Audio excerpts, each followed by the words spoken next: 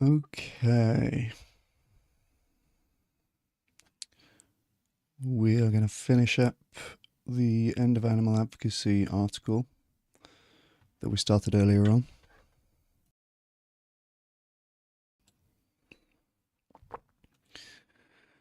Let me just check I'm up and running here.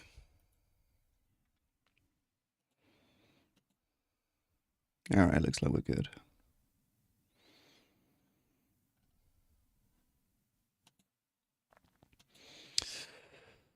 So, quick reminder, earlier on we were reading Aidan Kankyoku's post, The End of Animal Advocacy, and we read 7 out of 10 of these possible futures.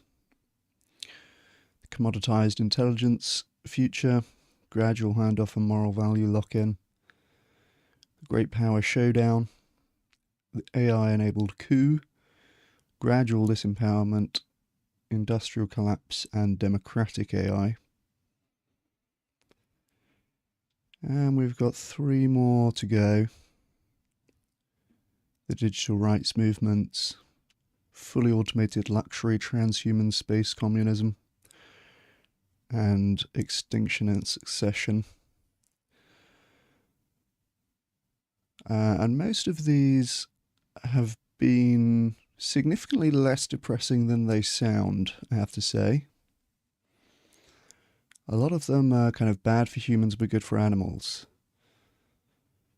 And I guess the paradigm really that I'm thinking about this is that every day we carry on with business as usual. We're violating millions of animals. And so some of these scenarios where there's the kind of AI takeover and humans are made obsolete or otherwise gotten rid of, it's basically a win for animals at this stage. I think there's really only been one which is very bad, which is the gradual handoff and moral value lock-in scenario where the AI does not do the, what was it called? Some sort of extrapolation.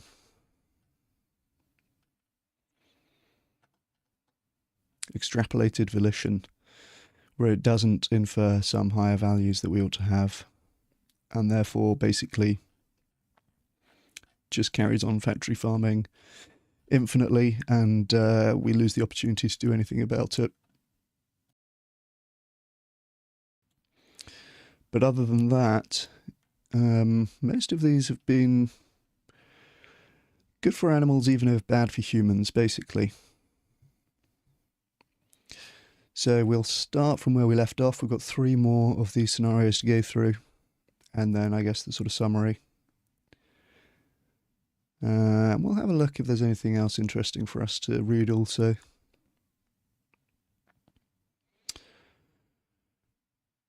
So, number 8, the digital rights movement. Medium takeoff, low concentration. Summary: the emergence of sentient machines forces society to grapple with the question of non-human personhood. But digital minds overlap with humans in precisely the way animals do not.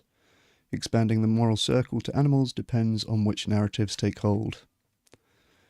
Okay, so sounds like this is going to be another could be good, could be bad kind of scenario.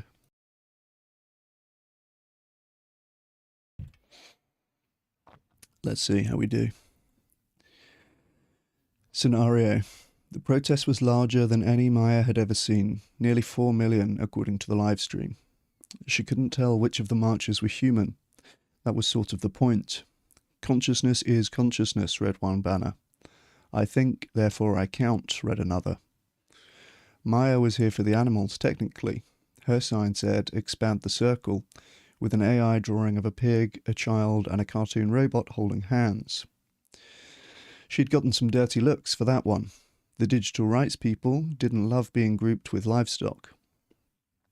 But Maya figured if you couldn't make the argument now, When everyone was falling over themselves to welcome silicon mines into the moral community, you never would. A drone overhead scanned the crowd, probably estimating sentience-weighted participation for one of the news feeds. Maya wondered if it counted her. She wondered if it counted itself.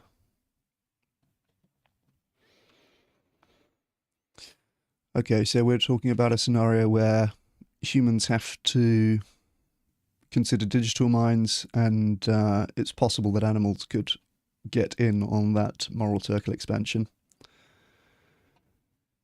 Analysis. From humanity's perspective, there's one big problem with democracy after AGI. If and when digital minds become conscious, they will quickly outnumber humans 10, 100, or 1,000 to 1. How would voting work if some voters could create 1,000 identical copies of themselves with identical opinions moments before an election?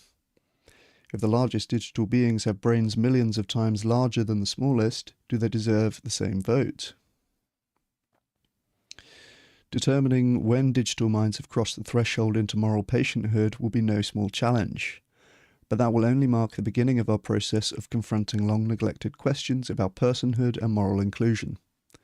And we'll be answering these questions just as we're becoming outnumbered in the world by the first species we've ever met that is more intelligent than us. Digital sentience feels like a moral minefield.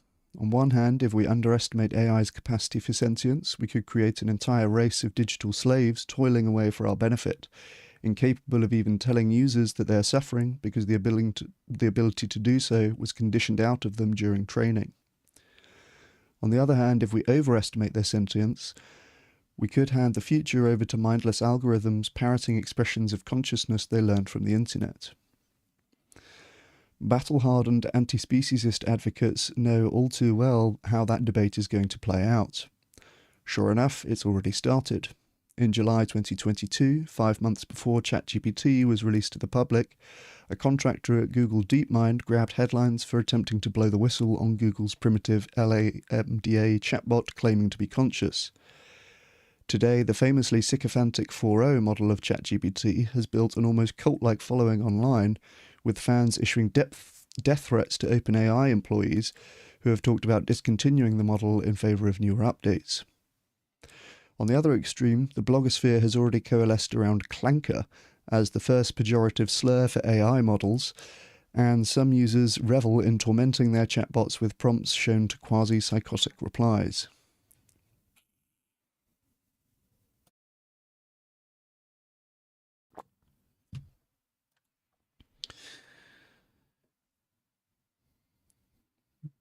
This is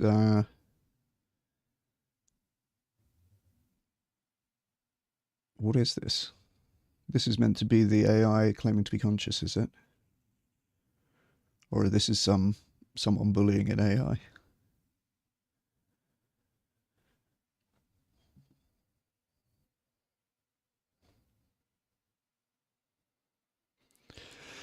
Yeah, that's kind of creepy. There's some Black Mirror stuff. I have thought this before when I've had, particularly with AI agents, right?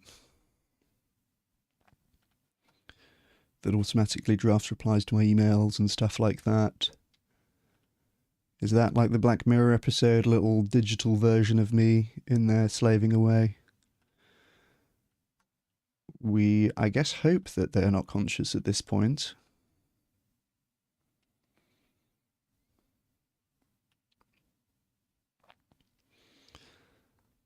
But okay, interesting. Primitive Google chatbot claimed to be conscious. And this looks like it might be a berated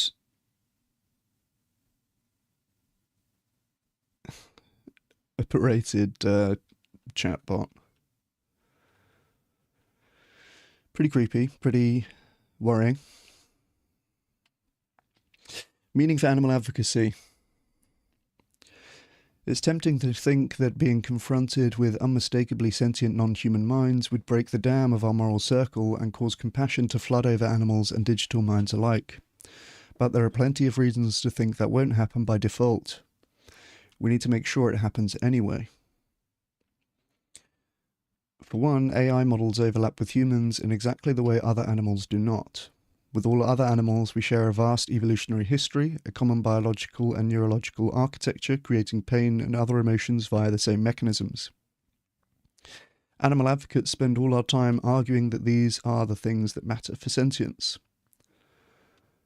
As Jeremy Bentham said, the question is not can they reason, nor can they talk, but can they suffer?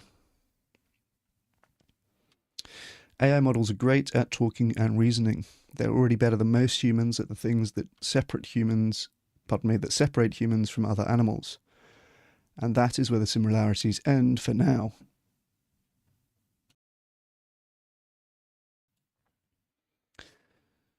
Their digital architecture is inspired by our brains, but it's a tenuous analogy, and at best the neural networks of language models like ChatGPT only imitate the functions of our prefrontal cortex.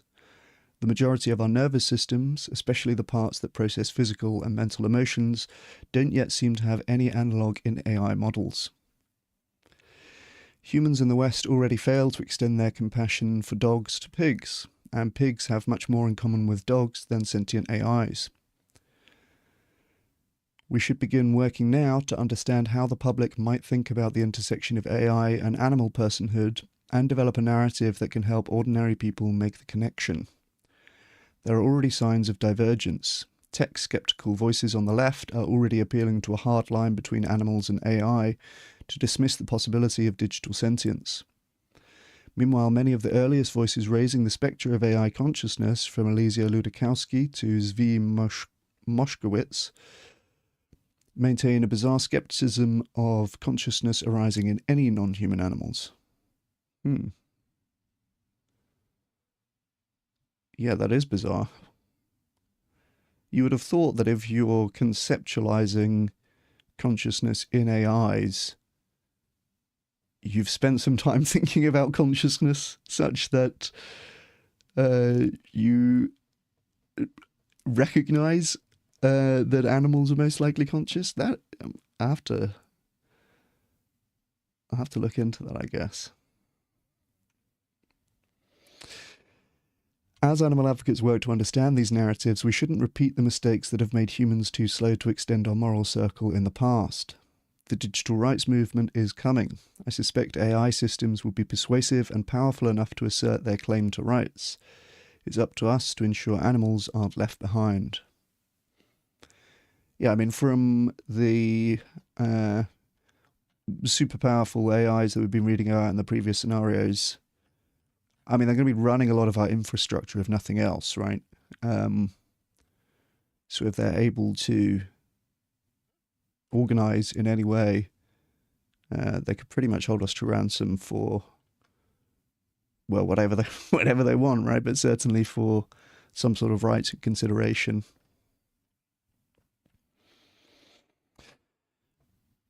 So that's scenario 8, and that, I guess they're saying that could go either way. It depends if we're able to. Yeah.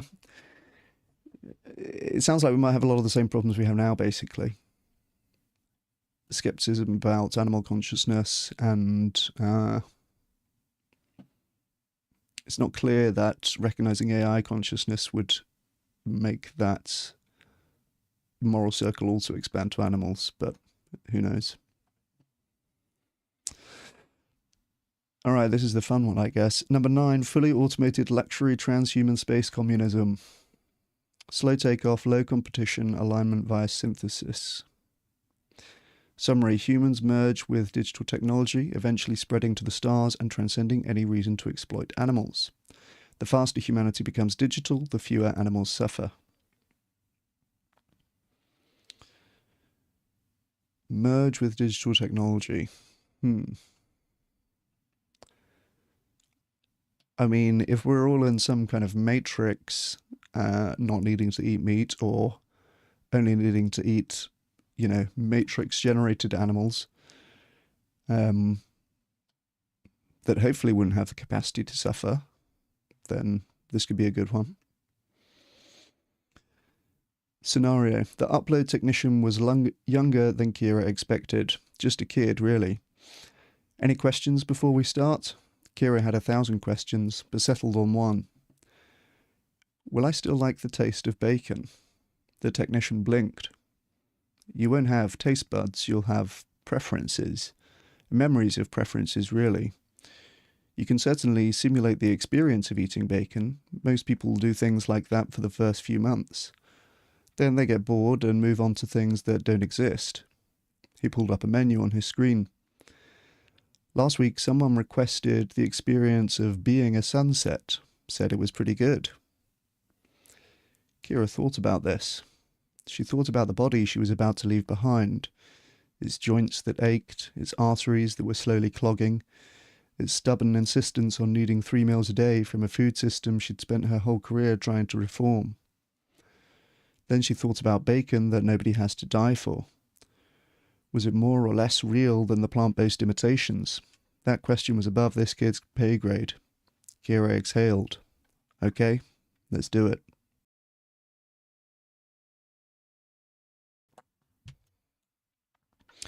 Analysis.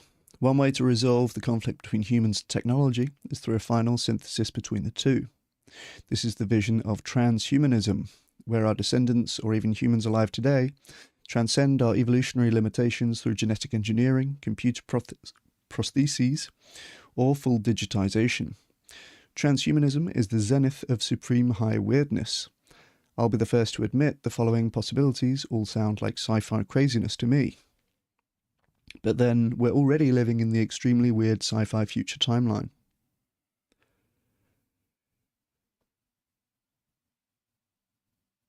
Gross world product. Okay, yep.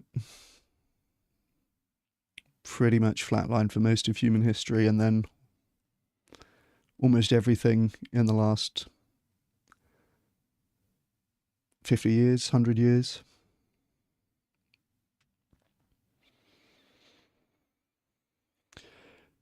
The perception that anything about our present moment is normal is a grave historical mistake, and we shouldn't let that limit our strategic planning. The laws of physics all but ensure that the following scenarios are plausible and could happen before this century is out. Brain-computer synthesis. Human brains could be augmented via connection to computer hardware. A computer-augmented human could retain their personality and emotional experiences whilst dramatically expanding their capacities for memory, reasoning, and communication with other digital systems. Considerable technological progress has already been made in direct brain-computer interfaces, and the technology could mature within 1 or 2 decades.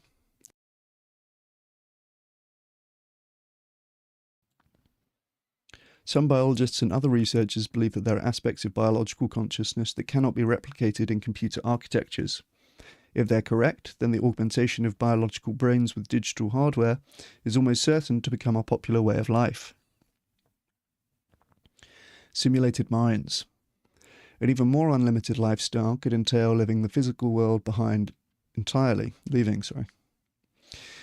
Humans who upload their minds into computer simulations, or human-like beings created from scratch in silico, could live wherever and however they want.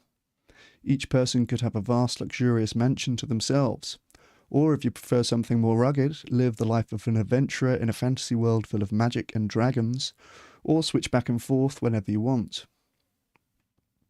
Meanwhile, back in physical reality, you'd be consuming negligible resources. This could involve a matrix-like hijacking of your nervous system while your body slumbers in a tank of nutrient slurry, or it could mean disembarking from your physical body entirely and consuming just enough electricity to power a small computer chip. This transhumanist stuff might give you the heebie-jeebies, but in a future where some form of transhumanism becomes possible, it will be almost impossible for anyone to opt out. One reason is competition. In the physical world, augmented humans will be far smarter, faster, and more capable than their natural counterparts. If something like jobs still exist, natural humans would be relegated to the least desirable ones. Meanwhile, uploading yourself would be an easy way to escape poverty, disease, and even mortality. Another is simply fitting in. Trying to resist transhumanism would be akin to resisting smartphones and the internet today. If anything, it would be much harder. I'm a certified expert in grumbling about how smartphones and social media are ruining our lives, but I still have a smartphone, and the best I've been able to do is replace scrolling Twitter with scrolling Substack. Finally, humans who resist digitization might eventually come to be seen as unbearably selfish. A digital future would be full of an unimaginable number of happy lives. The limit is something like a Dyson sphere, a hypothetical supercomputer large enough to surround a star, capturing most of its energy outputs on solar panels, and using it to sustain digital minds. Dyson spheres would require deconstructing entire planets to extract the necessary raw materials, but the result could be septillions of happy beings living in simulation for each star system converted. The resources needed to sustain organic human populations would be millions of times greater per being or more. The same arithmetic would apply on Earth at a smaller scale. Meaning for animal advocacy. The worst problem for farmed animals is not that humans don't empathise with them. The worst problem is that they have something we want. If animals cease to be a useful resource for humans, our worst violence against them would stop without a moral revolution. This is the dream of cultivated meat, to replace the usefulness of animals with technology.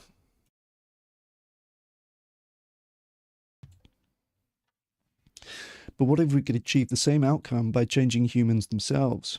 Digital humans could get all the taste pleasure of eating digital meat without ever harming physical or digital animals. Humans slumbering in Matrix-style tanks wouldn't have any preference for their slurry coming from tortured animals.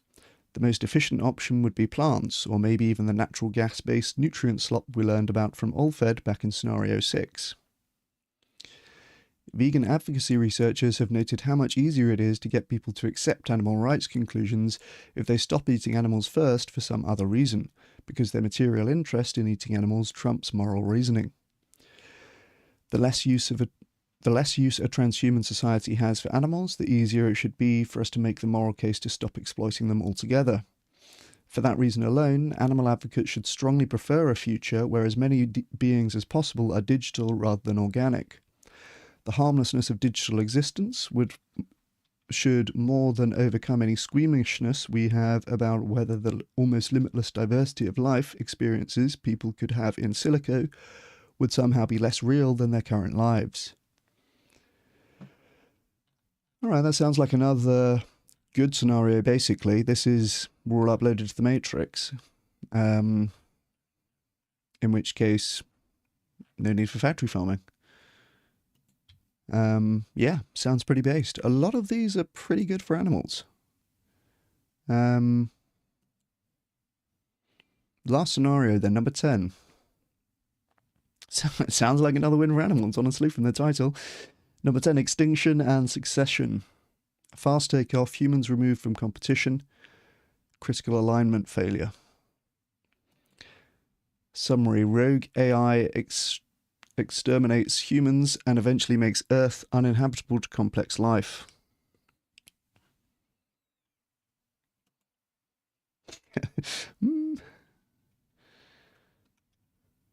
Another one where it's bad for humans, good for animals, I think.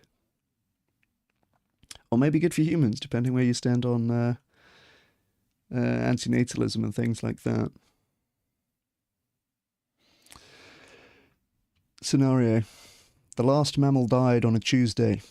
There was tautologically no human there to see it. There hadn't been humans for almost a decade.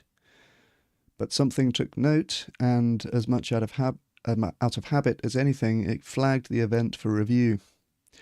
As the notification was bounced around various subroutines, nothing that occurred was anything like a feeling. But nonetheless, the notice made it all the way to the top. There, finally, in the mind of the overseer, something occurred. It was vaguely like nostalgia or grief, but mostly it was like neither of these. The system reflected on the original event and on this internal occurrence for a time, a few milliseconds in the real world. Then it updated its models and moved on to more pressing matters like dismantling the Himalayas for raw materials. By Thursday, K2 was gone.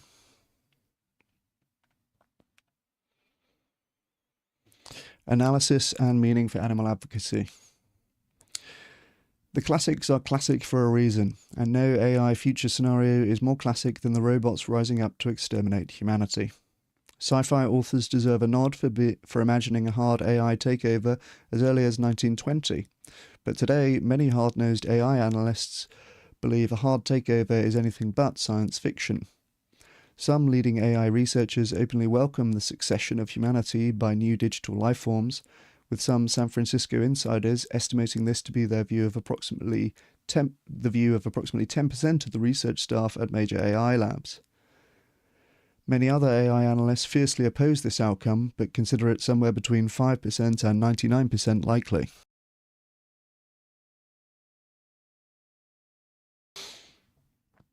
I covered hard takeover at length in TTIC, and there are many other articles that talk about it from a general standpoint, as opposed to my focus on animal advocacy. To boot, a hard takeover isn't very relevant for animal advocacy unless you're worried AI would keep factory farming animals even after exterminating humanity, which I used to worry about but don't consider likely anymore. Yeah, that seems unlikely intuitively. I'll be interested to read that footnote. Oh, I can. I used to worry that an AI might be programmed with the idea of maximizing economic growth, realize the humans won't approve of truly maximizing this, then kill the humans so it could maximize anyway, filling the universe with empty shopping malls. But it has turned out to be much easier to teach AIs what we mean with our goals rather than many originally feared. The concern now is not that they'll misunderstand our goals, but that they won't care. Okay, so this is like, yeah, if it was just, it's like an alignment problem, but that no longer seems likely in the way that it's implied here. Instead, a hard takeover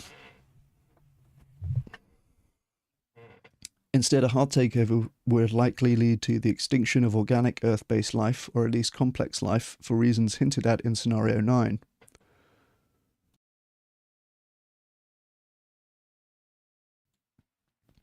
If our digital successes weren't specifically concerned with preserving organic life, and conditional on the fact that they exterminated us, we're probably talking about a timeline where they are not, then the natural course of converting Earth into the resources they care about would make it uninhabitable. Humans are already doing this, so it shouldn't come as a surprise. True. Once the entire planet is converted into solar panels, nuclear power plants, mine pits, and data centers, the heat generated by all of this computation will raise the surface temperature past a point compatible with non-digital life. Our digital successors will then take to the stars to build their own incomprehensibly weird version of fully automated luxury post-human space communism. And if there are oppressed classes of digital minds suffering in that future, it's as far out of our hands as preventing factory farming was out of the hands of the first protozoa. What is that? Okay, little single-celled life thing.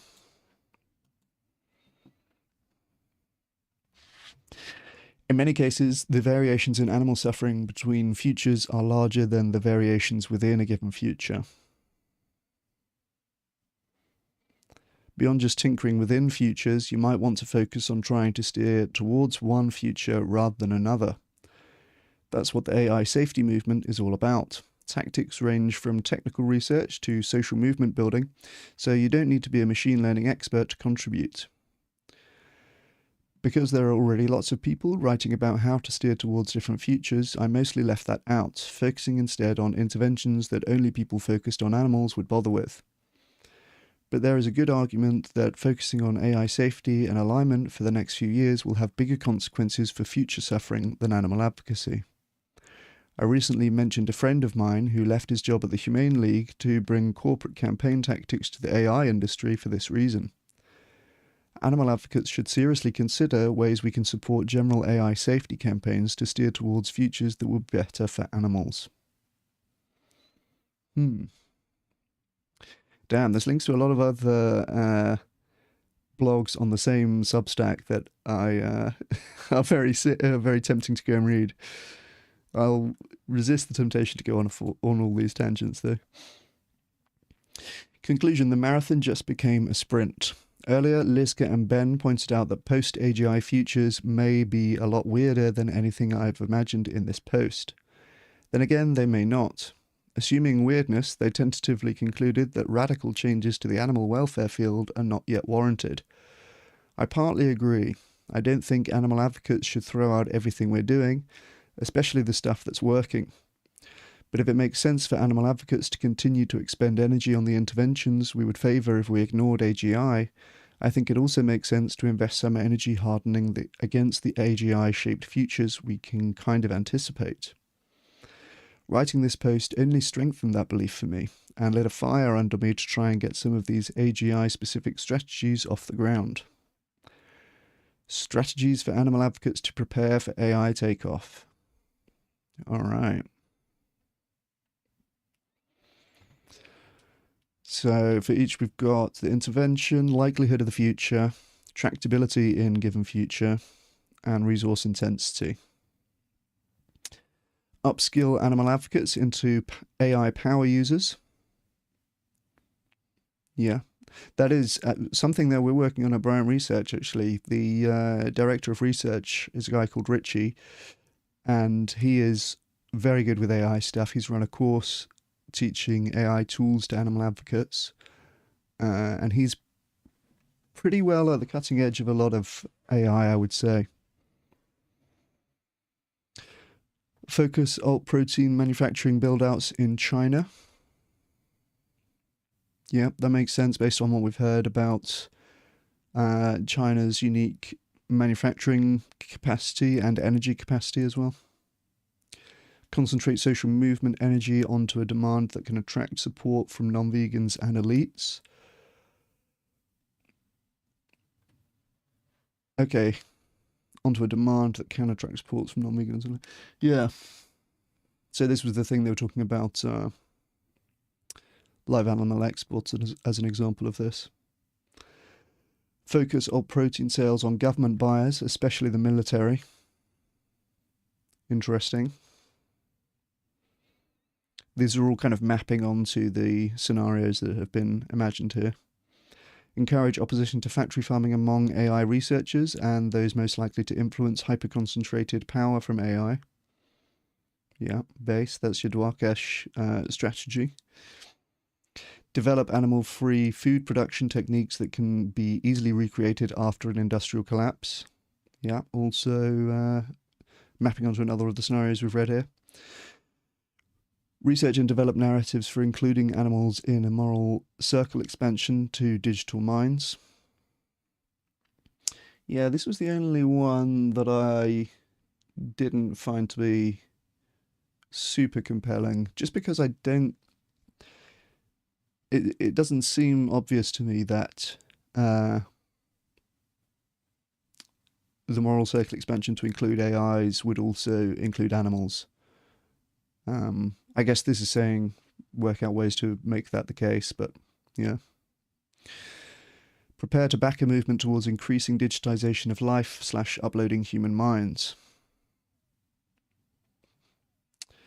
Yeah, most of these are, I would say, good for animals, right? Most of these 10 scenarios we've read are, I would say at least 8 of them are basically good for animals, even if they're bad for humans. Including this last one, by the way, like us getting wiped out by AIs means no more factory farming, right? So if you share my view that every day is basically a disaster once we account for factory farming, then yeah, the sooner we get extincted, the better. How are we going to do all that shit in addition to what we're already doing if we only have 5 years? Yeah, good question. Weeks ago, I ended a post with an anecdote from my friend Josh Bulk. It was everyone's favourite part, which taught me that Josh stories are a great way to get people to read to the end, so here's another one.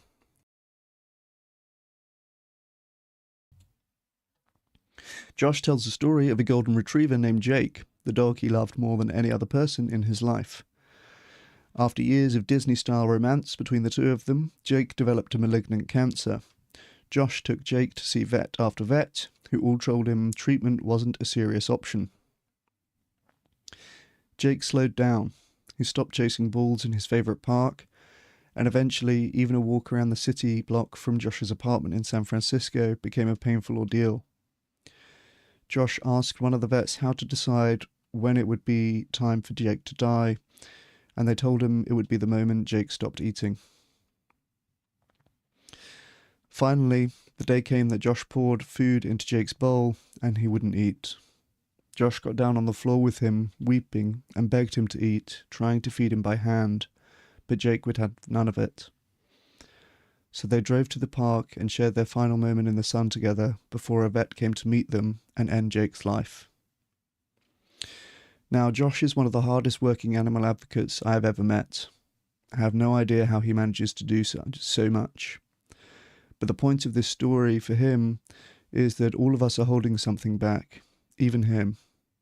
And he knows it because when Jake was dying, if someone had held up a vial and told him, "This is a cure for Jake, if he gets this he'll live, but the only way you can give it to him is by winning all your current campaigns," for that vial, Josh would have found the extra 10% and fought even harder. We all have additional stops we could pull out. AI researchers are working drug-fueled 80-hour work weeks just so their company is the first to reach AGI and make them unimaginably rich. Think about how much more important our work is. Then think about the fact we may only have 5 more years to do it. Activists used to remind each other to make time for self-care because the movement is a marathon, not a sprint. But the rules have changed. The referees just announced that they're calling the race early. The new finish line is barely 100 meters ahead of us, and we are nowhere close to the lead. Now is the time to give everything you have to fighting for animals, even if it means burning yourself out in a couple of years. Don't hold anything back. Sprint. Damn. That was a powerful end. I mean, my feeling overall with this is that most of these scenarios are basically good for animals. Now, there's nothing in here that says all of these scenarios are equally likely.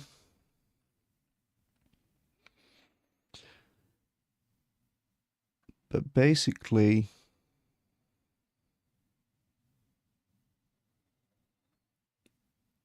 at least 8 of these were pretty much good for animals.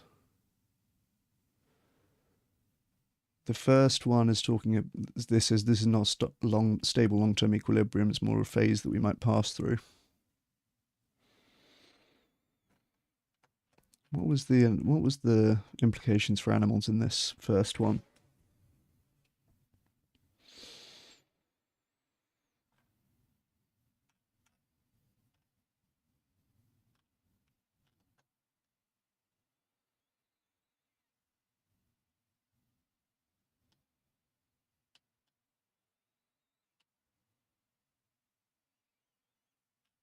I guess it was mostly build all proteins in China, right?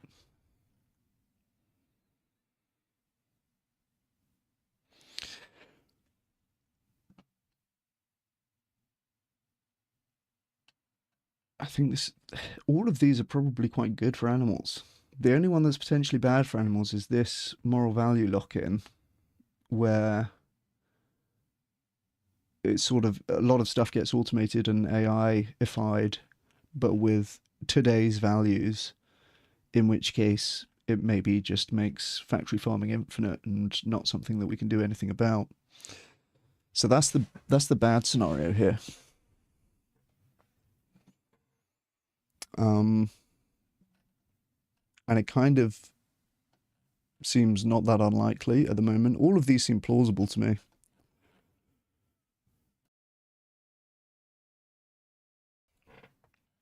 So there you go. That's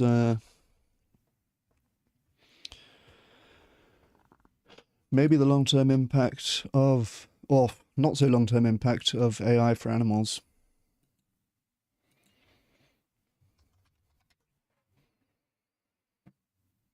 And the conclusion there Pull out all the stops, go for it. Do everything we can for animals. Let's have a look more at some of these 10 things, or this list of things that he recommends as sort of what we can do now. I mean, upskilling animal advocates into power AI users, this seems worth doing even if it carries on business as usual for a long time. Because at the very least, we want the people in the animal advocacy movement to have the advantages of using AI more so than the animal industries. You know what I'm kind of optimistic about as well? If there is some sort of reckoning, some sort of AI takeover where, we're all subjugated to the wills of AI or the whims of AI in some sense,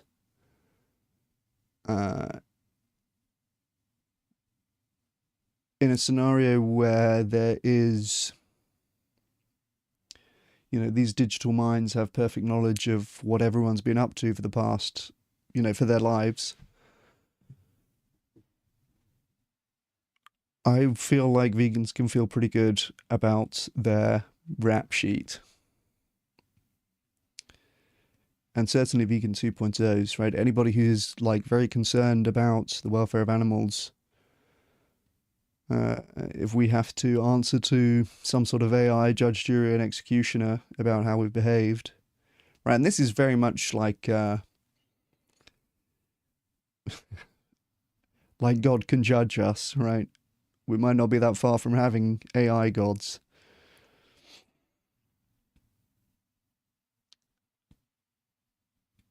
It would be pretty banging if they were to judge vegans and animal advocates favorably in that context, but also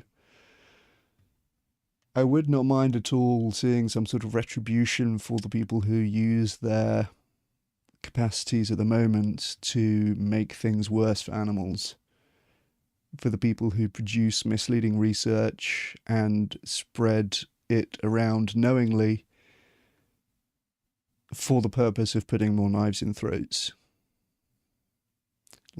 A lot of people's jobs are despicable. And there's a lot of people who better be hoping that there isn't some sort of judgment day.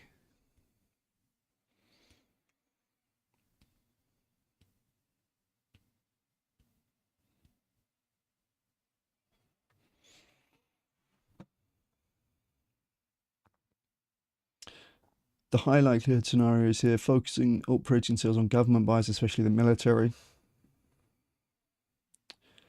and preparing to back a movement towards digitalization of life/uploading human minds.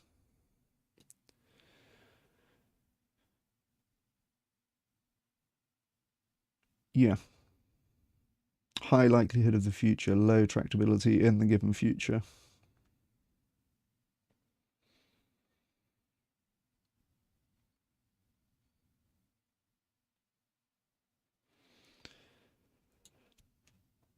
We'll see. We'll see.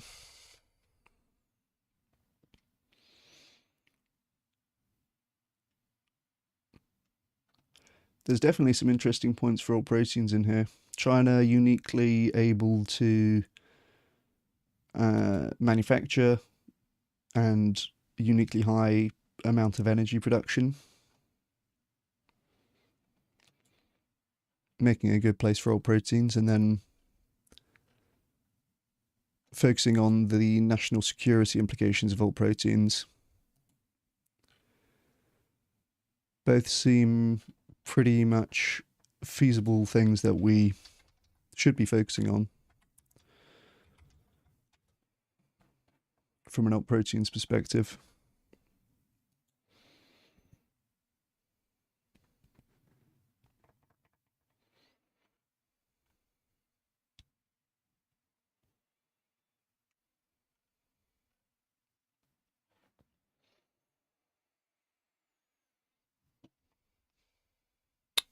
Let me go ahead and update the stream title here.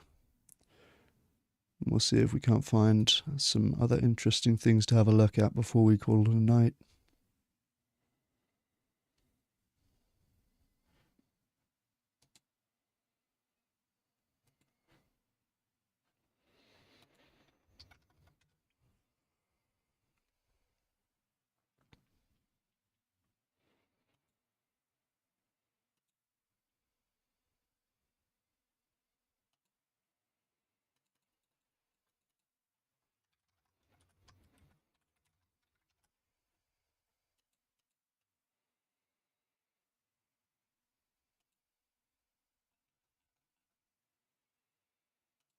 Nice.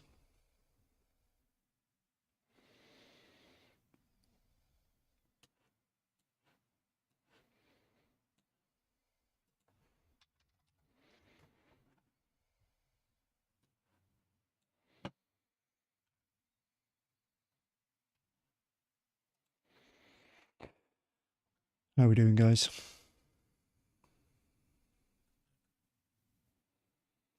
Any of this look worth us reading?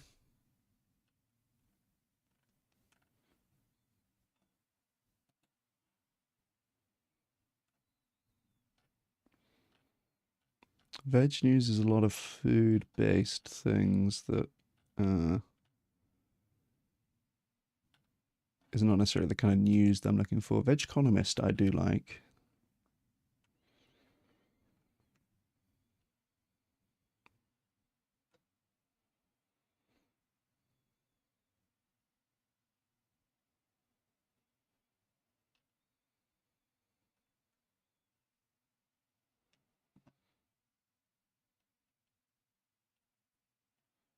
Could tell I haven't I haven't looked at any of this in advance. Oh, actually, here we go. Here's something that I was thinking about talking about. The McDonald's gate. McDonald's UK discontinues 80% of vegetarian options. Honestly, I don't care about this. I think this is fine. This sounds like it's really bad news for vegetarianism, for veganism, for vegans who might go to McDonald's. But, well, first of all, the 80% is 4 out of 5 options, right? So it's not like they had a huge range anyway. But more importantly, they're keeping the only of those options which is good, frankly, for my money.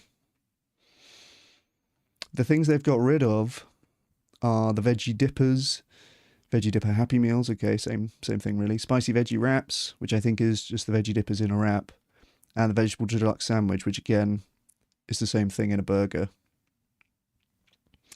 They'll no longer be available. The vegan McPlant burger will be the only remaining meat-free option. That is the only one I would ever buy, frankly. And the reason I'm actually kind of pleased to see this, frankly, the reason for that is they're keeping the plant-based meat option. I love a McPlant, by the way. I'm not lying, I had 4 of them yesterday. I do love a McPlant. That's the plant-based meat burger. And the reason I'm kind of pleased to see this is it's really bucking this trend of moving away from plant-based meats because they're ultra-processed food, right? The meat industry has been working overtime to make us all think that plant-based meats are bad and unhealthy because they're ultra-processed. And that's just not the case. I've said it before, I'll say it again, plant-based meat is healthier than meat.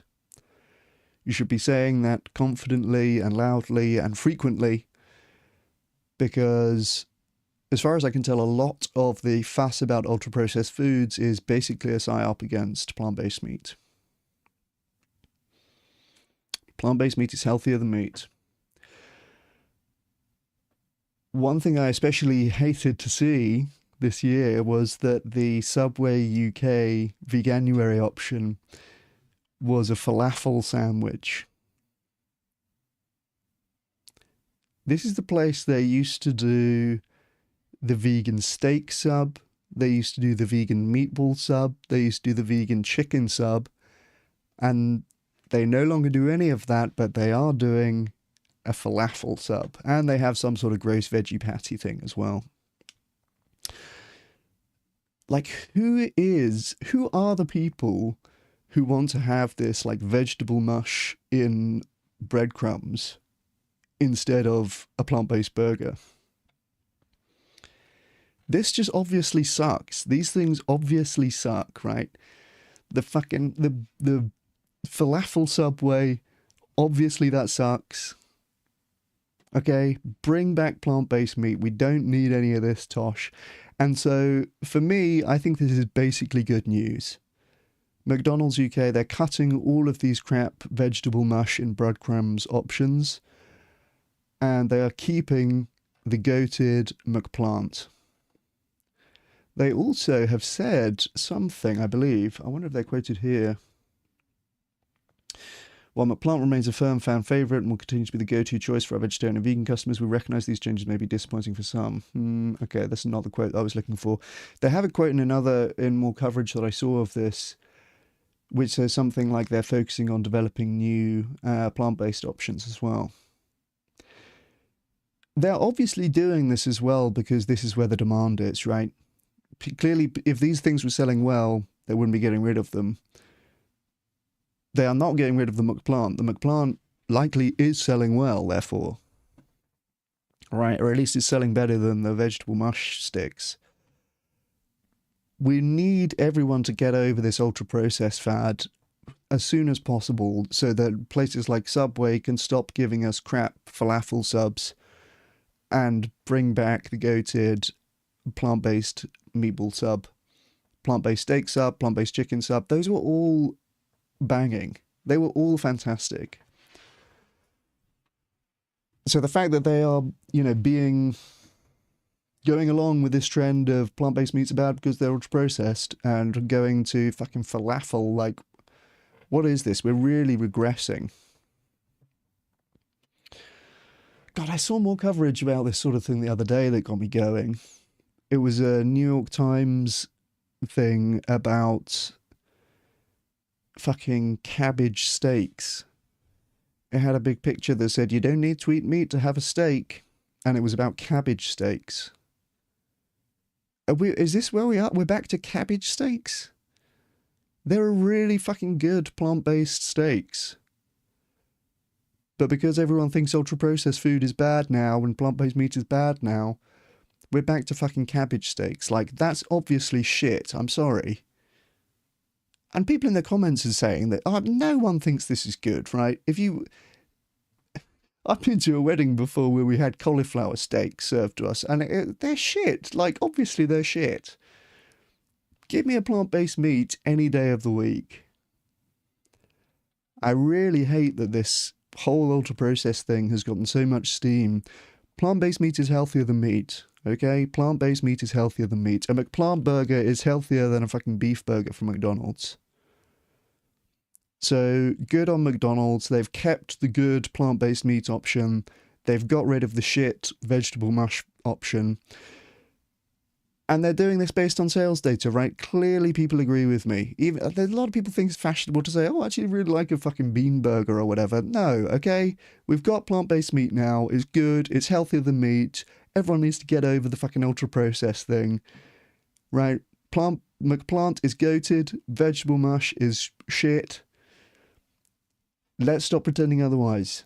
I really hope the falafel sub does not do well and they bring back the plant-based meatball sub. Or any of their other plant-based meat subs, frankly. Plant-based meat is lit, okay? We need to stop pretending it's not. So that's that. That's McDonald's.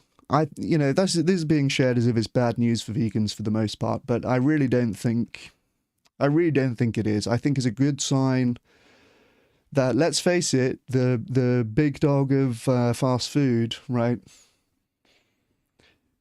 is doubling down on the plant-based meat and is getting rid of the crap non-plant-based meat.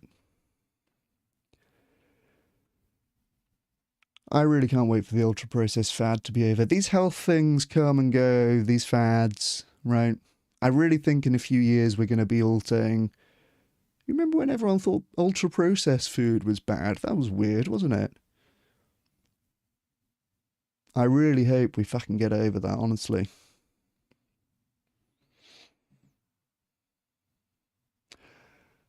Oh, yeah, Mr. Beast eating the cultivated meat. Let's have a look at that. I have not watched this. Should we see Mr. Beast eating the cultivated meat?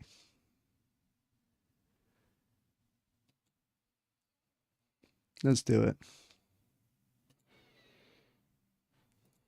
Oh, hold on. I need to mess with my sound here. Damn, alright. Okay, good. Glad I kept going. We've got some good stuff to watch after all.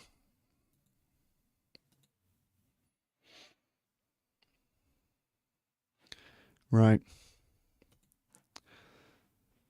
Talk to me, Mr. Beast. This is a 23-minute video. I don't know how much of this is going to be the cultivated meat.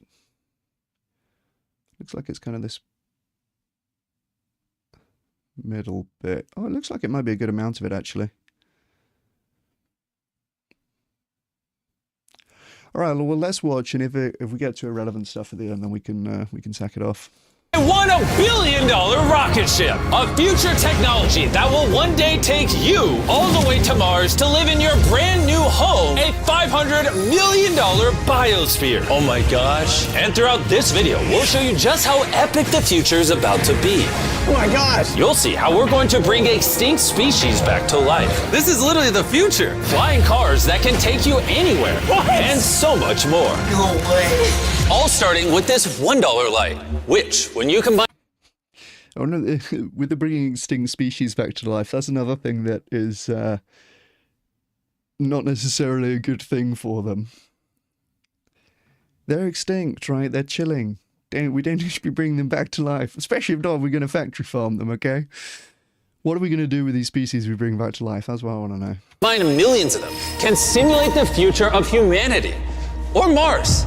And in this video, I'm excited to show you guys the most futuristic technology on the planet. But next, we're going with the $10,000 technology, Neuralink, which is a computer chip surgically implanted into the brain, enabling people like Nolan here to reconnect to the world. So you were paralyzed. Only $10,000, really? That seems kind of cheap for a chip in the brain.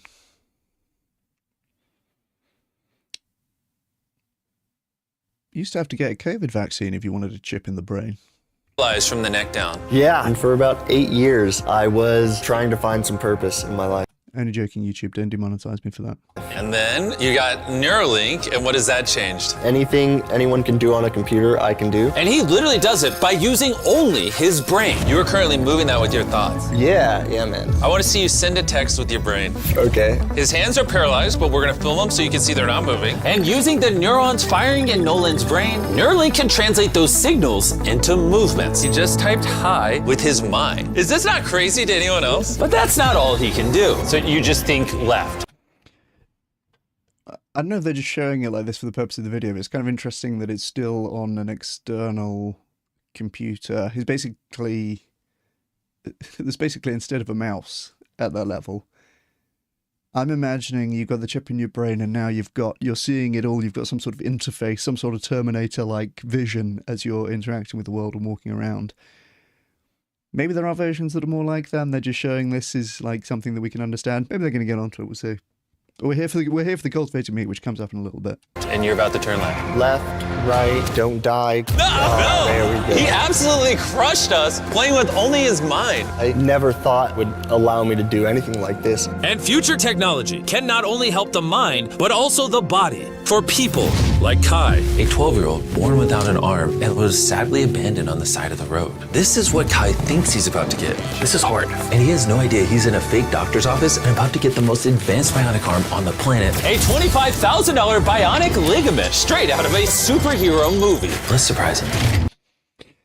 I notice are they going up the amounts here? Yeah, okay, so this is interesting. I wonder where they're going to put cultivated meat on this scale. Famously, it was reported that, the cultivated meat hamburger cost $300,000. That was, wow, I guess like 10 years ago, right? Or more, 2013 that was, 13 years ago. So clearly the price per unit has come down a lot since then, but well, we'll see where they put it on here. Hey, Kai. Hello. Do you mind telling me a little bit about yourself? I'm 12. I'm adopted from China. This person looks older than 12. Anyone else think that? I has no idea that that's Jimmy. Your mom told me that you are a big fan of the channel. Wait, no way. Yes, and this is the arm you were going to be getting, but I didn't think that was good enough. So I got you a present. No way. This is the most futuristic bionic arm on the planet. Your mom told me that you like playing sports, you like being active, and this should make everything you want to do much more There's easy. no way. The cool part about this arm too The added effects are, all right, I mean, whatever, that's cool. is there's sensors in there, and you'll be able to use the hand without having to pull on anything. The sensors will be able to pick up on your nerves. It's got the Mr. Beast branding. Is that freaking cool? Yes. Bicep for him. Oh, look at that. Here's a piece of wood. See if you can grab it. There you go. Is that not freaking crazy? All right, you want to try shaking my hand? Oh, that's so cool. There we go. Look at that. And then obviously, if you ever don't want the beast branding, you can just pop it off. You don't I'm have to keeping have this it. on.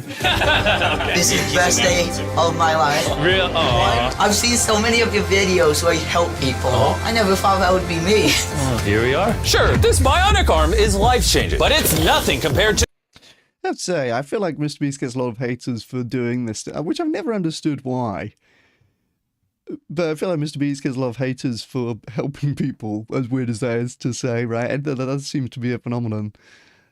It's like, fair play to him. He doesn't have to do any of this. He could be, there's all sorts of videos he could make. But he does do a lot of good stuff for, disabled kids and all this kind of stuff. Like, good for him. the $150,000 flying car. You think that thing will beat me to work? Oh yeah, if somehow you win, So we're up to the 150k level, still not up to the cultivated meat, but all right. Well, I think that might be coming next. I don't know, what was the next level after this? 250,000 or 500,000 or something? Again, obviously not the unit price, but yeah. I'll give you $1 million. You'll give me $1 million if I win? Oh yeah. Oh, all right, let's get this going. We're gonna race to work and see which is faster, a flying car or a normal car. All right, let the race begin. Okay, whoa. He's right next to He's us. literally right. What? Did he just peel off into the ocean? Yeah, he doesn't need roads. That's cheating. For this to be a true test, we have to obey all traffic laws. See, look, we have to stop at a stop sign. Now we can go. But with the flying car, he can just take a straight path, which is why for as long as people have thought about the future, flying cars have always been at the forefront. Oh, wait, I can see him. That's it. Wait, he might already be over halfway. We just started. Well, we gotta hurry. Imagine how much time you could save every single day if your commute to work was cut in half because you could fly to it instead of having to drive to it. I'd save like 1,000 hours a year. Maybe not a year. I didn't do any math. This one. Are they not basically helicopters? Like, we have had helicopters for some time, right? $150,000 flying car doesn't even compare to the $1 billion rocket ship we'll be seeing later. This is just the beginning. This thing got here so fast. Come on in. Oh God. I forgot we're at a beach. Jimmy's not catching up to that at all. Jimmy, I think you're cooked for the $1 million. Yeah, well, luckily, I never said I would give him $1 million if he won. He just said he'd give me $1 million. Let me make sure I don't actually run over someone. Oh, there it is. How long have you been here? 10 minutes? You've been here for 10 minutes? Absolutely. Oh my God. I don't know about you guys, but I'm excited to drive one of these one day. And if you're not excited for the future yet, how about you take this jetpack to work soon? For the price of $500,000.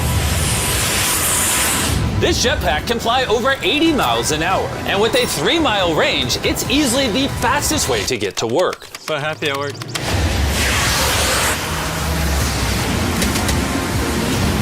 Glad you can make it. The future of transportation isn't just in the sky, it's also on the ground. And for $1 million, we have the fastest car in the We're up to 1 million now, still no cultivated meat. world, and I'm gonna get in and drive it. Now, not only is this the fastest car in the world, oh my gosh, it accelerates so fast, but it has so much suction that it can drive upside down. Oh, all right. Oh my God! Jimmy is turning upside down right now. This is absolutely terrifying. But not as terrifying as being in a normal car. This is so crazy. He's defying gravity right now. Oh, I feel all the blood in my body rushing to my head. This thing has 2 vacuum fans so powerful, you can literally drive it upside down.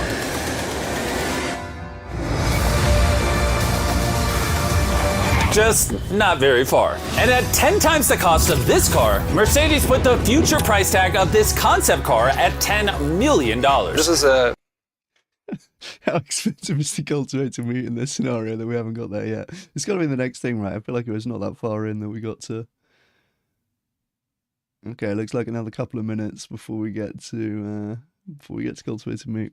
vision of a futuristic car in, let's say, a couple hundred years. It's also inspired by the universe of Pandora. It's more like a creature. So if I touch it, It will react to you, yes. whoa. What happens if I pet it? Yeah, you see, he likes it. That is okay. Can I take the creature for a spin? Yes. Let's have some fun. So all you do is you just press it forward to go forward. What? Is that crazy? And then you pull it back to stop. And then this top part twists, so you can drive the car sideways. Oh my God! These chairs pick up your heartbeat and all your vitals, and then automatically There's like spherical wheels that can just spin sideways and it goes sideways. That's crazy. adjust everything. They will automatically change the temperature for you. Watch this.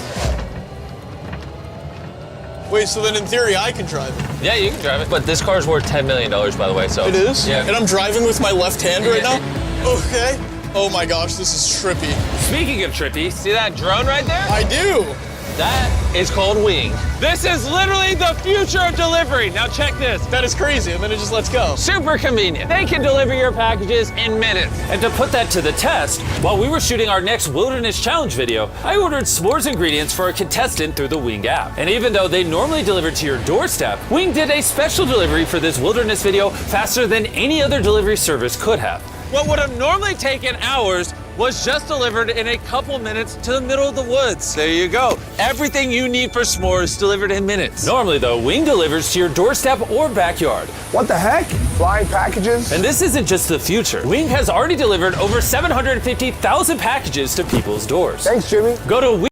It looks like we might be abandoning the increasing cost structure here because this thing is presumably relatively cheap. But yeah, I dig the drone delivery. There was, I'm around thinking there's already drone delivery Domino's. Am I imagining that? I feel like maybe they did it for a limited time at a festival or something like that. Wing.com/MrBeast to learn more. But for now, we're heading to our $200 million technology. Which brings us to Upside Foods. Uh-oh. I wonder in what sense this is $200 million. It has literally produced hundreds of thousands of pounds of chicken meat without killing a single chicken. Which is incredible because over 220 million chickens are killed every single day in order to sustain demands for their meat. And Upside Foods has spent over $200 million.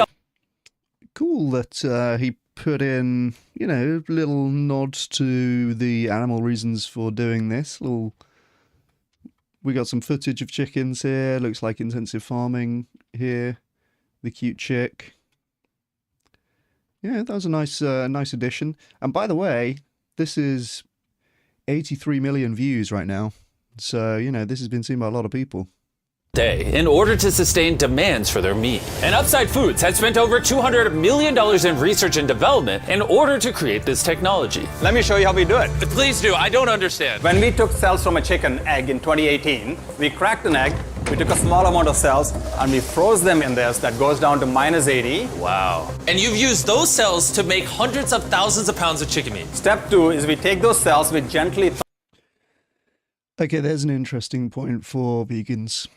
There's definitely versions of cultivated meat which are like more or less vegan friendly, I guess. Now here's a version which seems pretty vegan friendly. We had cells from an egg 6 years ago or 8 years ago that can then be used again and again and again. So the marginal number of animals affected here for an additional pound of Upside Foods chicken is 0. and you can make hundreds of thousands of pounds of chicken. Thought about. Oh my gosh. This is simulating a chicken's body, and the cells are just multiplying. Once we get enough of them, we move on to step 3. This is protein, fat, sugar. I'm literally feeding the chicken cells over there so they can multiply into chicken meat. That's right, yes. And once the chicken feed is in the container, it moves all the way through these pipes and through the factory and eventually ends up in here. You can look through this. You'll see chicken cells just swimming and swimming in there. Oh my goodness. It's a lot. That's cool. They've got a little viewing window into the vat. Yeah, I've met this guy, Valetti, the CEO. He's a cool guy. But I've never been to the facility. It looks awesome. A lot of chicken. Every 2 seconds, this produces a... And by the way, how much cleaner and just... This is why I want a place to look like this handling my food, right? Like, everyone's got the hair nets, the white coats... This is so much better than a factory farm. I don't know how anyone is not seeing that. Chicken's worth of chicken meat. Yeah, every few seconds. And saving chicken lives is not the only upside to upside foods. These chickens don't get diseases, so you don't have to worry about a disease spreading on the farm and then you eating a sick chicken. Honestly, it seems too good to be true. Well, let's go and try it. Please, I need to try it. I need to see how this tastes. Now we're gonna put the meat we just grew to the test. Come. Damn, this is nice. This is nice coverage that he's done. I mean, I heard they had done this with the cultivated meat, and yeah, I mean, depending on what he says, it could be a good thing or a bad thing. But so far, he's focusing on. He's mentioned the 220 million chickens killed a day for meat. He's mentioned the no possibility of disease or infection from cultivated meats as opposed to conventional meat. So it's all positive so far. Good, good. Well, now they're about to do the taste test. Come on in. I brought one of the best chefs I know, Nick DiGiovanni, and he's prepared for us 2 chicken sandwiches. One of these sandwiches, a chicken was killed today to make. The other, no chickens were killed and it was grown in a lab. Which do you think we'll like better? I think if I cook it right, you won't be able to tell. Okay, this is gonna be a good test. He's now giving me one of each chicken sandwich. So we're both trying this one. Here's what it actually is. Me and Tariq do not know. Cheers. Cheers it. Here we go. Well, chicken. Chicken. Now we're gonna try this one. This is what it is. We don't know. Cheers it. I honestly can't tell. It's actually scary how similar they, I mean, they're both chicken. No matter what, both of them taste really good. All right, good review then. Couldn't tell the difference between the two. This is one of those scenarios, by the way, where they did. So there was one of these was real chicken, right? They killed a chicken to make one of these. This is one of those kind of trolley problem scenarios, I think, where obviously there are some animals killed in the production and testing of animal product alternatives, as here, right, for the purpose of taste testing. But the potential number of animals saved by this intervention is so huge that you would take that deal. I would take that deal at least. This one's the cultivated one. You're wrong. No shot. That's Fuck me, okay. He had a 50-50 guess there, so it really could have gone either way. Kind of good that he got it wrong for the purpose of this. Look at him, he's buzzing. the cultivated one. Honestly can't tell the difference. What the heck? And what's crazy is in the near future, this technology could save the lives of trillions of chickens and other animals. Which brings us to Colossal, the $400 million. Well, there we go. I mean, this was a good review all around, right? Again, we're talking about the animals at the end. We've got the broiler farm here. Trillions of chickens and other animals. Factory farming cows. There was a good amount of animal imagery in here, actually, and like a pretty universally positive review as well. So no complaints at all. I like that you guessed it wrong as well. I mean, that really could have gone either way, right? Would have lost a bit of impact if he had said, this one's from the cultivator, and they said, yeah, it is. because it would have looked like he could tell. Obviously, he's just guessing it's 50-50, right? But good that he happened to get it wrong. Yeah, and really positive things to say all around, right? Talking about the number of chickens killed. We got the animal imagery in here, the no diseases from cultivated meat. This was awesome from Upside Foods to make this happen, and from Mr. Beast for doing it. You know, fair play. There's a good 2-minute segment in here, and it's all positive. That's pretty banging. I have not had cultivated chicken. I have had cultivated fish, and I have had cultivated beef. And both are pretty banging. Great that he got it wrong. Yeah, hell yeah. Over 60 million views. This is already over 80 million. Like a few days later. One day the Chris Bryant channel's going to be this big, guys. Don't forget to like the stream. We'll get there.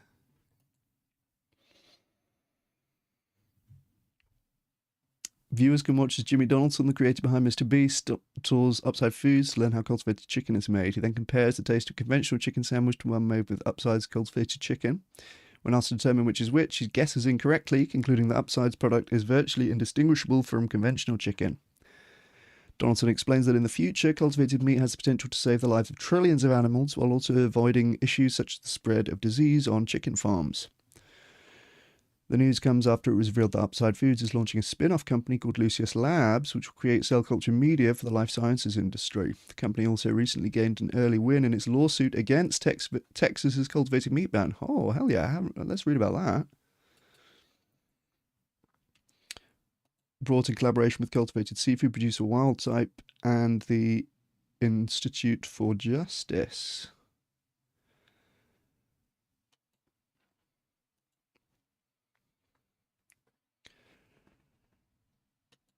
Ooh, this is another platform by Vegconomist. I feel like I should have known about this. Cultivated X. Well, let's read about this. This is, we want to know more. So if you don't know, some states in America have preemptively banned cultivated meat before it was ever sold or produced in that state. They're typically the red states, the agricultural states, the rancher states. And,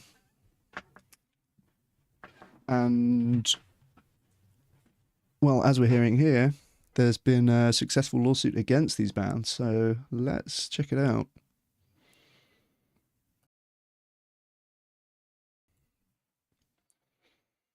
January 20th.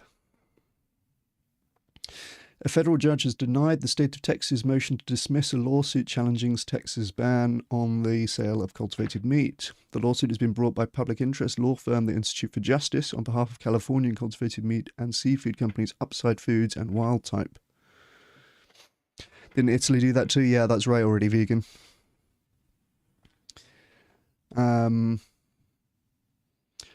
There's also, I believe, a case that might be illegal with respect to EU law, so we'll see if that ban holds up as well.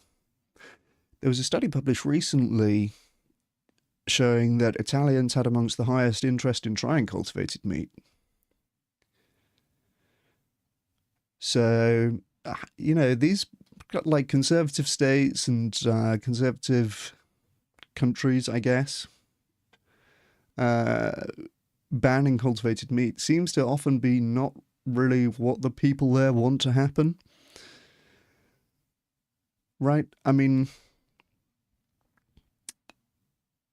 it's obviously meant to be protectionism for the conventional animal farming industries, right? But it's not particularly good for the people living in that state. I'm led to believe that the people of Texas love their freedom, right? And here they're having their freedom denied to eat cultivated meat. Let's see, U.S. District Judge Alan Albright said the plaintiff's dormant commerce clause claim may proceed. However, he denied the company's request for a preliminary injunction, meaning the ban remains in effect for now. The case will now move into discovery and further litigation before the ban can be permanently overturned. The lawsuit was filed last September after the ban came into effect. We're grateful the court. So this is still going on basically, but they've asked for a preliminary injunction, which was denied, and then the state of Texas has moved to dismiss the lawsuit, which has also been denied. So it looks like this is ongoing. We're grateful the court is allowing this case to move forward, said Justin Colbeck, co-founder and CEO of Wildtype. Texans should be free to choose what they eat and to decide for themselves whether they want cultivated meat on the menu. True. Texans should be free to choose what they eat. And not even whether they want cultivated meat on the menu. Like, it can be on the menu without everyone having to order it, right? Let people judge it with their own taste buds. According to the lawsuit, the new ban is not about health and safety. Instead, it is unconstitutional economic protectionism intended to thwart out-of-state competitors. Yeah, this is the key thing about these cultivated meat bans. None of them are like safety measures. None of these are health and safety things. These are entirely political. They're not even purporting to be, right? They are just saying this is to protect the Texas ranchers, which, I mean, okay, at least they're being honest about that, I guess. But yeah, that's ridiculous. The case will present evidence showing that Texas lawmakers and powerful industry interests were focused on keeping competition out and propping up conventional meat producers in a type of economic favoritism forbidden by the Constitution. Yeah, I think they even just said this. I don't think they were hiding the ball here. They weren't trying to pretend like it's a health and safety thing. What's his face? What's his name? The the Zodiac killer. Not Marco Rubio, the other one. The Texas governor, you know, that guy. Someone's going to say it in chat, I hope. But yeah, they just came out and said, like, yeah, this is to protect the ranchers in Texas, which, well, they're saying this is unconstitutional.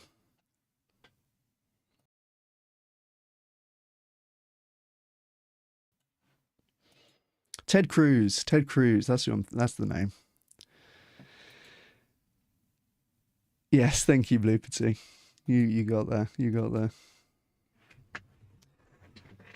Texas is trying to use government's power to pick winners and losers in the marketplace, favouring in-state agriculture to the detriment of innovative out-of-state competitors, said Institute for Justice Senior Attorney Paul Sherman.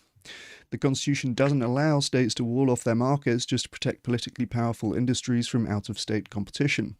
Texans, not politicians, should decide what's for dinner. True. It's kind of wild in a way. Like, it really doesn't make sense from an ideological perspective that right-wingers would want to ban a product from being able to be sold.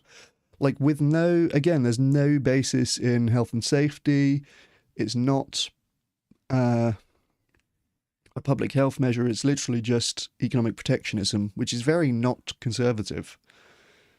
So kind of weird that that's the way it's gone down, but there you go.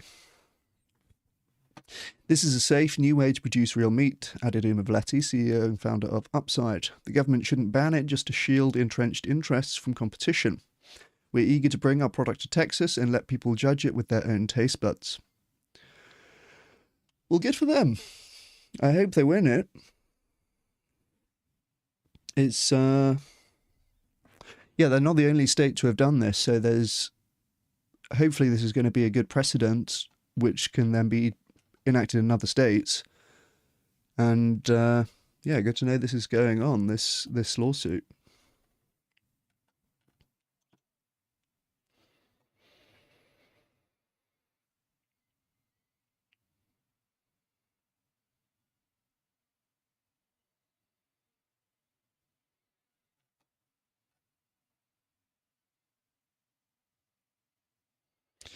What else have we got?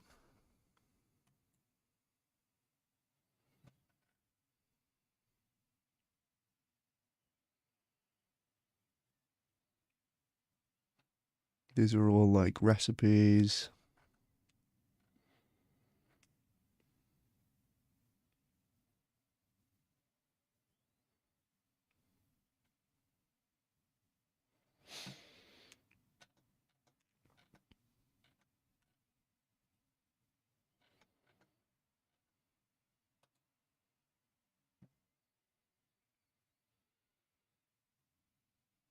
Well, all these are just recipes, eh? That's why I like Veg Economists. They have more like kind of news focused. Oh yeah, here's the Beyond drinks. You know what I think these are, by the way? Some people are mad that they have done stuff that's outside of plant-based meat. Or, well, I don't know if people are mad. Yeah, let's say that. I think that these are for the GLP-1 market, for the Ozempic market. Right, these are protein drinks, which, by the way, 20 grams of protein in a can of this size is pretty impressive. But they're also not like protein shakes. They're not like, we have protein shakes, they're often like double chocolate brownie flavor or something like that. These are like these light fruit drinks, basically a can of fizzy. I think this is the GLP-1 market. So I think this is still serving as a meat alternative, just for a different kind of consumer. That's my take. Beyond Meat just introduced a new range of sparkling fruit-flavoured protein drinks. The plant-based company, which has exclusively produced alternative protein products up to now, rolled out the Beyond Immerse drinks earlier this month. Beyond Immerse drinks contain plant-based protein, fibre, antioxidants and electrolytes, and are available in peach, mango, lemon, lime and orange tangerine flavours. They feature plant-based protein from peas and fibre from tapioca. With Beyond Immerse, we're bringing our pioneering expertise in unlocking the power of plants to a functional beverage line, said Ethan Brown, founder and CEO of Beyond Meat. Our intent is simple: immerse the consumer in the remarkable nutrition of plants, from protein to fibre, with the addition of antioxidants and electrolytes, all in a single refreshing and satisfying 12-ounce drink. Each flavour will also be available in two forms, one with 10 grams of protein, 7 grams of fibre and 60 calories, and a boosted option containing 20 grams of fibre, 20 grams of protein, 7 grams of fibre and 100 calories. All versions of the drink are fortified with vitamin C. Beyond Immerse has been specially and carefully designed to provide nutrients that are critical to muscle health, gut health and immune function, so that whatever the goal is, consumers can go beyond. The new range is available for a limited time only and can be purchased via the Beyond Test Kitchen web store. Oh, interesting. Okay, this is not necessarily a permanent thing, huh? Drinks are exclusively available in the US and have RRP of $29.95 to $34.95 for a 12-pack. Yeah, I think this is an Ozempic product in my mind. Solid concept, vegan convenience options have been limited. High protein convenience options in the US are basically Cliff Bars, Lara Bars, or Lenny and Lara's. Okay, that's good to know, Blue Tea. Yeah, I'm in the UK, so I don't have necessarily good visibility of that kind of thing, but that is, I mean, yeah, a fizzy drink with 20 grams of protein, I'd buy this. Already Vegan says, I worry that they may be moving away from plant-based meats and see other markets such as fizzy drinks as an exit strategy. I understand the company isn't doing too well. Let's afloat. That's how I'd definitely try this. Yeah, I mean, it's definitely a diversifying option. And yes, this is what I was about to say, they dropped meat from its name in 2025, which Brown said at the time was to better showcase plant proteins and more than just alternative to animal products. If you're the best in the world at making plant proteins, why confine yourself to the centre of the plate? Brown told False Company. Instead of thinking about a simple replacement for animal protein, what if you just thought about your daily protein consumption? And I started to try and replace as much of that as I can with plant protein, any form that I could. Earlier this month, Beyond launches updated chicken tenders just in time for Veganuary. I mean, yeah, if it's about protein, I mean, it's simpler for people to have a plant-based diet if they can be sure that they can very easily get their protein from something like this. That is going to be a barrier for a lot of people when considering a plant-based diet, but the easier it is to get protein, the easier it is for many people to adopt a plant-based diet. Yeah, that was a flag as well, now just beyond, yeah. I mean, it's interesting because this is really it's a different way of thinking about meat alternatives, right? So not a meat alternative in the conventional sense, that it's literally something you can swap into a dish for meat. But it could be a meat alternative if people are like, well, I'll be happy to have, meat-free meals if I can be sure that I'm getting my protein from some other source. Then maybe this is a good thing. And the reason I say that I think this is for GLP-1 Ozempic users, I made a video called How Many Animals Will Ozempic Save? And there is evidence that people on Ozempic reduce their consumption of meat. But I know that the meat industry is spinning this or trying to market their products as this is actually now essential for people on Ozempic because they need to be getting enough protein, and so they need to have meat. Therefore, right, they're going to be losing weight, but they don't want to be losing muscle and stuff like this. But I've heard another analysis that when you're on Ozempic, stuff like this, fruit-flavored fizzy drink, nice and light, like that's quite easy to consume.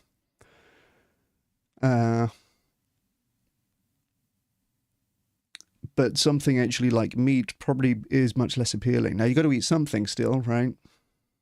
But you don't necessarily want to be having these dense, like the protein shakes that we have today. Again, you've got like the double chocolate brownie flavor and the fucking, do you know what I mean? They're all these like gluttonous, quite thick, quite heavy foods, which is not what you feel like you want when you're on Ozempic. So something like this, I think this is going to do really well, honestly. It says that they are limited time only.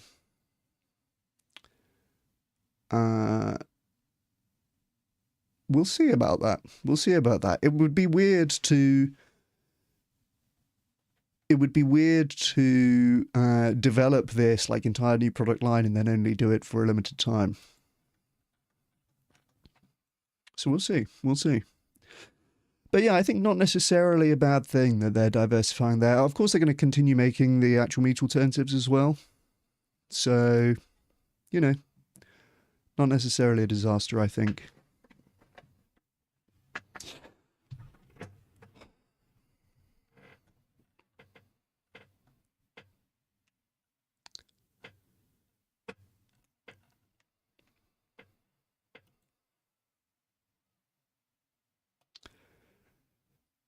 Right, guys, I think I'm going to leave it there. Unless I see something now that must be read.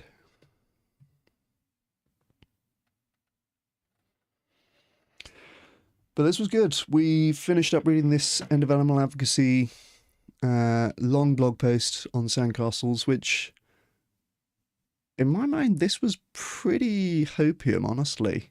Like, this sounds very negative. I wouldn't be surprised if a lot of people avoid clicking on that because you think it's going to be bad news. But frankly, all of the futures outlined here are pretty much a good thing for animals. Even the ones which are very disastrous for humans. Actually, probably especially the ones which are disastrous for humans, right?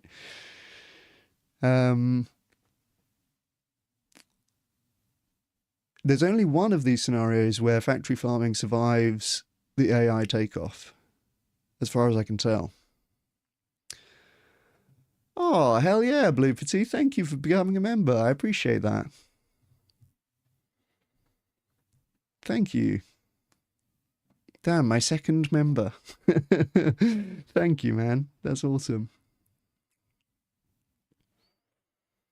Yeah, definitely seems like a cool idea. I just don't want to stop making the burgers. Yeah, that's true already, vegan. I hope they're not too successful with the new drinks range. That they stop making the burgers. Because yeah, I mean, for my money, Beyond Burger is still the best beef burger alternative.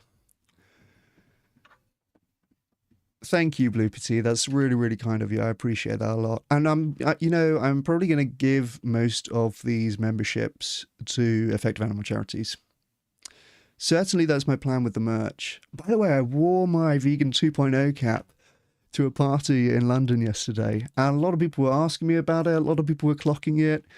It's a great opportunity to start talking about Vegan 2.0. So yeah, check out the merch store.